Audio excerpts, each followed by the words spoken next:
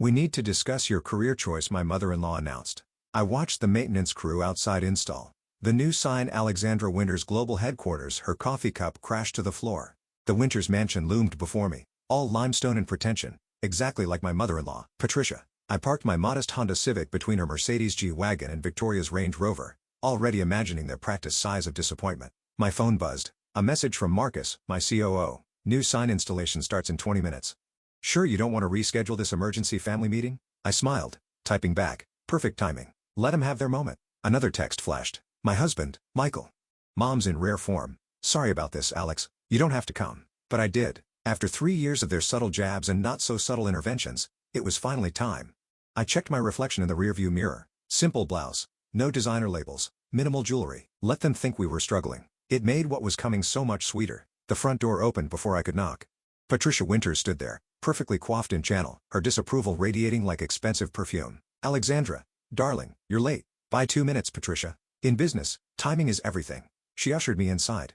Something Michael might want to consider in his career choices. The living room was staged like a corporate takeover. Robert Winters, my father-in-law, stood by the fireplace in his power pose, the same one he used in Forbes photoshoots. Victoria and her investment banker husband James lounged on the Italian leather sofa, matching Rolex watches glinting. Michael sat alone in an armchair, looking apologetic. Now that everyone's here, Patricia began, taking her throne-like chair, we need to discuss Michael's situation. Our situation, I corrected quietly. Yes, well, she waved her hand dismissively. 3 years since he left his position at Robert's firm to find himself in that little tech startup software development company, Michael interrupted. Whatever it is, Gayatoria chimed in, it's clearly not working. James says the tech sector is oversaturated. James nodded sagely. No room for new players without serious capital. What's your annual revenue again, Mike? Michael started to speak, but Robert cut him off. The point is, son, you had a future at Winters Capital. Executive track, corner office, real stability. He emphasized real while glancing at my unbranded handbag. Instead, Patricia continued, you're working endless hours at some unknown company, living in that modest condo, driving those practical cars. She made practical sound like a disease. And Alexandra, well, I raised an eyebrow. Well, darling, we know you're trying to support Michael's dream. She sipped her imported coffee, but surely you see it's time for a change.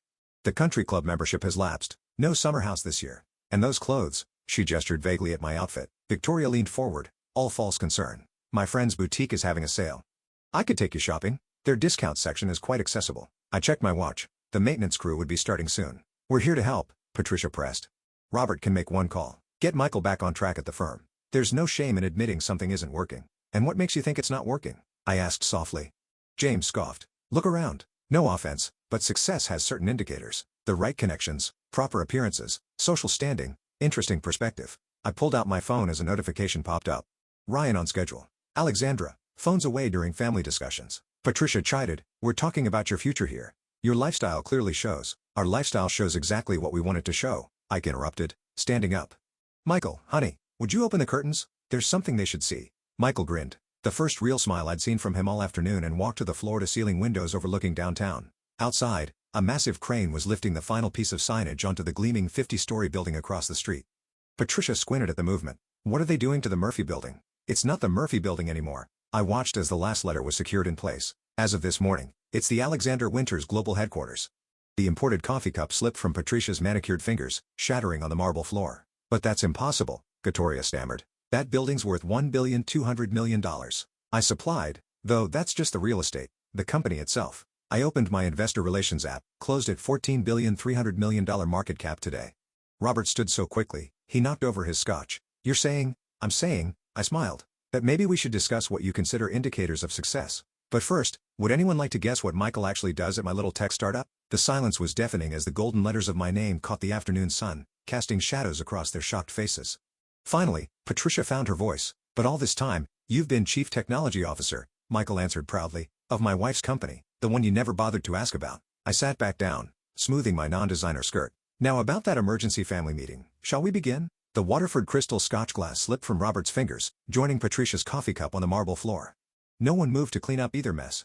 $14 billion? James whispered, his investment banker facade cracking. He pulled out his phone, fingers trembling as he Googled frantically. Victoria appeared over his shoulder, her perfect blonde highlights quivering. Oh my God, Alexandra Winters, Forbes 40 under 40, leading women in tech. Market disruptor of the year. But you drive a Honda, Patricia said weakly, as if this detail somehow negated everything else. It's a good car, I replied. Reliable, practical, environmentally conscious, like all smart investments should be. I turned to James. Speaking of investments, how's that tech fund you started last year performing? He paled. Now he remembered. 3 months ago, he'd pitched his revolutionary investment strategy to my company's venture capital division. I'd been in the room, sitting quietly in the back, watching him stumble through his presentation. That was your company. He swallowed hard. When they said the CEO would review, I did review it. Personally, I smiled. Your numbers were inflated. Your market analysis was outdated, and your tech understanding was, what did you call my husband's work? Cute? Michael squeezed my hand, trying not to laugh. Robert finally found his voice. But all these years, at family dinners, holidays, you mean when you seated us at the young professionals table? Michael asked. Away from the real business discussions. A notification pinged on my phone. Marcus again. CNBC wants a statement about the headquarters unveiling. Also, Bloomberg's running the merger announcement in 10 minutes. Patricia caught the word merger as she peered at my screen. What merger? Oh, right. I straightened in my chair. That's actually why I chose today for the sign installation. We're acquiring Winters Capital's largest competitor. Robert's face went from pale to purple. Hamilton and Reed? But they're not for sale. I've been trying to partner with them for decades. They weren't for sale, I corrected, until I showed them our new blockchain integration platform. The same one Michael's been developing while you thought he was finding himself. Victoria's perfect makeup couldn't hide her confusion. But at Christmas, you were asking about my charity auction. About how to get involved in higher society. Market research, Michael explained. Your charity's digital payment system was outdated. We're launching a new non-profit division next quarter. Thought we'd start with modernizing local organizations first. James started sweating. Local organizations, wait. Is that why the country club changed its membership software last month? Beta testing. I nodded. They gave us quite a discount on the lifetime membership fees in exchange. Not that we needed it. The room fell silent again as another notification lit up my phone. The Bloomberg article was live. I turned my tablet around, displaying the headline, Tech Giant, Alexandra Winters Global acquires Hamilton and Reed in $4,200 million deal. Robert stumbled back into his chair. $4,200 million. Would anyone like to see the real numbers? I opened our investor dashboard. Since you're also concerned about our financial stability. Patricia raised her hand to stop me, her tennis bracelet jangling. I don't understand. If you had all this success, why keep it secret? Why let us think? Let you think what, Patricia? I leaned forward. That we were struggling? That your son made a mistake? That I wasn't good enough for the Winters family name? We never said you said it every time you forgot to invite us to your corporate galas. Every time you asked Michael when he was getting a real job. Every time you suggested I shop at outlet stores or apply for positions at Robert's firm because family takes care of family. Victoria shifted uncomfortably. But your condo, it's so small. Our condo, Michael corrected, is the perfect size for us. We also own the building and the one next to it, at most of the tech corridor downtown. The tech corridor? James looked like he might faint, but that's worth more than the annual GDP of several small countries. I finished. Would you like to discuss market capitalization now, James? Since you're such an expert on the tech sector. My phone buzzed again. Marcus, stocks up 12% on merger news. Board wants to move the quarterly meeting up to tomorrow. Also, ET wants to film the new headquarters for their billionaire offices segment. Robert cleared his throat. Alexandra, about what I said regarding Michael's career choices and what you said about my little company at Thanksgiving, I added, or at New Year's when you explained hostile takeovers to me because women should understand business basics. He tugged at his collar. I may have underestimated. May have? Michael stood up. Dad, you've spent 3 years telling me I was throwing my life away. That I was letting down the family name. That I needed to man up and join your firm. But, son, if you just told us. Told you what? That I'm the CTO of a Fortune 500 company. That my wife's a tech visionary. Would you have believed us? Or would you have called it another pipe dream like you did when I showed you our initial business plan? Patricia dabbed at her eyes, careful not to smudge her makeup. We were just worried about your future. No, I said quietly. You were worried about appearances, about status, about what the country club crowd would think. My phone lit up with another message. I smiled as I read it. Speaking of appearances, I stood up, smoothing my practical skirt. I have a board meeting to prepare for. But before I go, I turned to Victoria. About that boutique sale. I actually bought the whole chain last week. Feel free to use my family discount. I hear the outlet section is quite accessible. The look on her face was worth every second of the last 3 years. Michael? I held out my hand. Ready to go run our little startup? He grinned, taking my hand. Lead the way, CEO. We left them there surrounded by broken crystal and shattered assumptions. While outside, my name gleamed in the sunlight, 50 stories high. Sometimes success doesn't need to be announced. Sometimes it just needs to be revealed. And timing, as Patricia always said, is everything. The next morning, I sat in my corner office on the 50th floor, watching the sunrise glint off my name on the building across the street, directly visible from the Winters mansion. Marcus had arranged the sign placement perfectly. Your mother-in-law's called 6 times since 7 a.m., my executive assistant, Sarah, informed me, bringing in my morning coffee. Your sister-in-law's in the lobby, insisting she has a family right to come up. And Mr. Winters Sr. is trying to reach you through LinkedIn, email, and your board members. I took a sip of my coffee, actual imported Italian roast, not the pretend luxury blend Patricia served. And James, Sarah smirked, tried to schedule a meeting to discuss investment opportunities through 5 different channels. How's his tech fund doing this morning?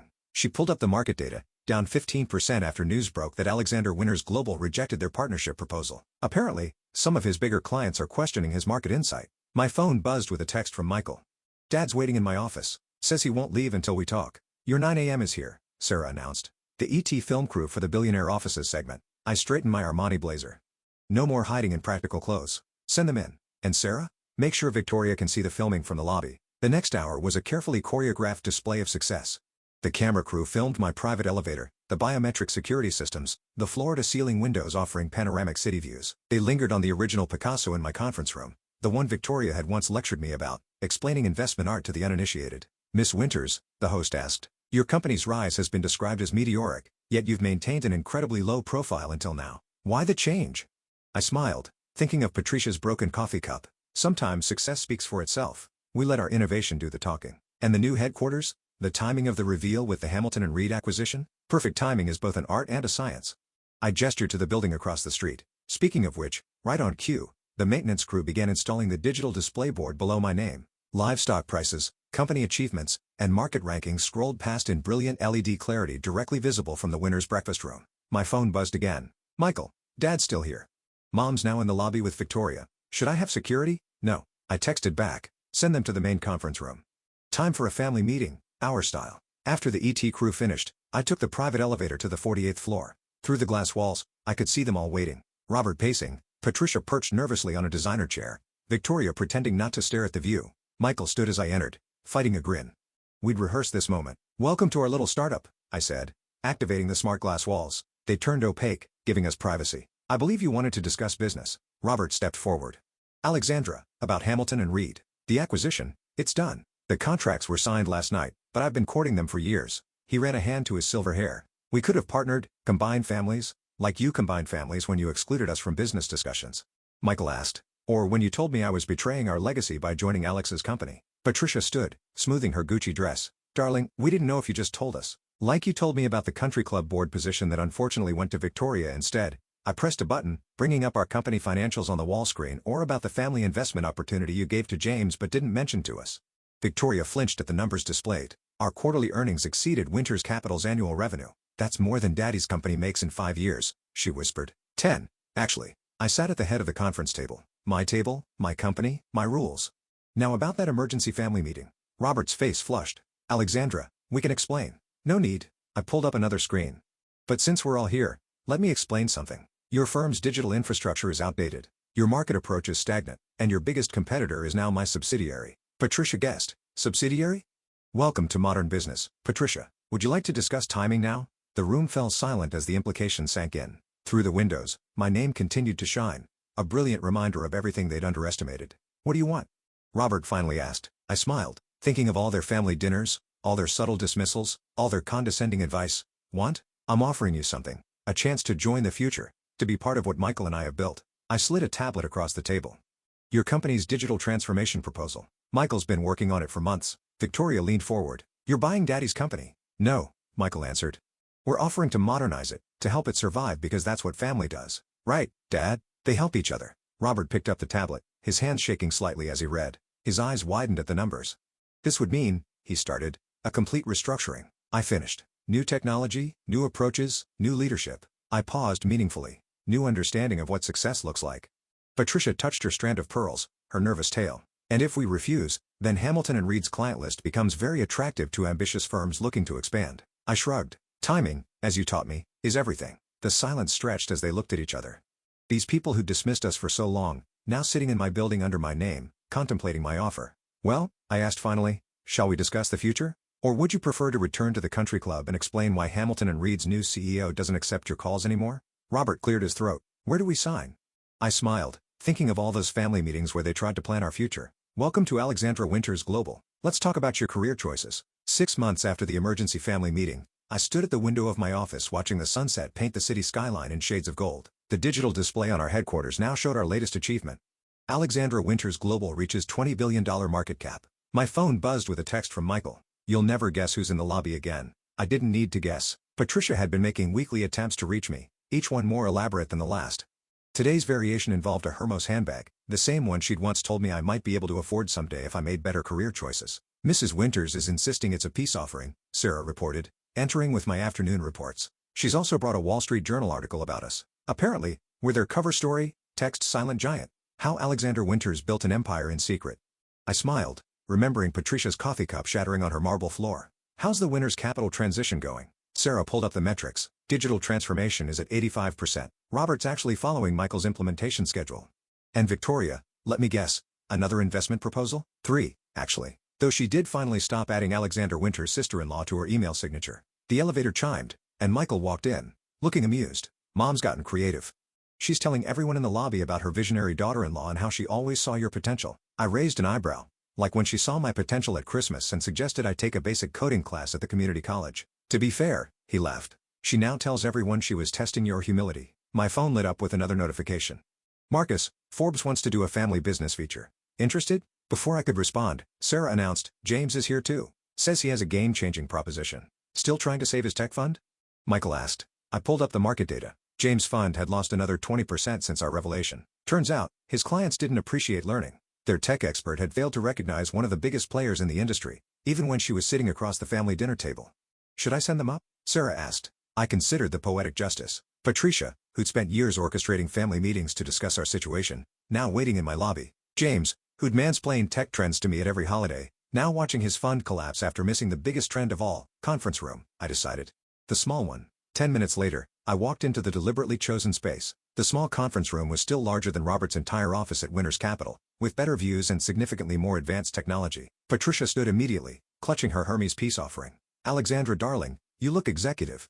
Her eyes widened at my actual channel suit, not the outlet version she'd once recommended. James hung back, tugging at his collar. The wall screen behind him displayed our stock price, up another 3% today. Patricia James, I sat at the head of the table. I believe you wanted to discuss business. Family, Patricia corrected quickly. We're here as family. Interesting distinction. Different from last year's emergency meeting? She flushed. About that, we may have been hasty in our judgments. Hasty? I pulled up our company's latest valuation on the wall screen. Is that what we're calling it? James stepped forward. Look about what I said regarding tech sector expertise. You mean when you called Michael's coding work cute hobby programming? He swallowed hard. I have a proposal. My fund, with your name attached, is losing millions because you didn't do proper market research.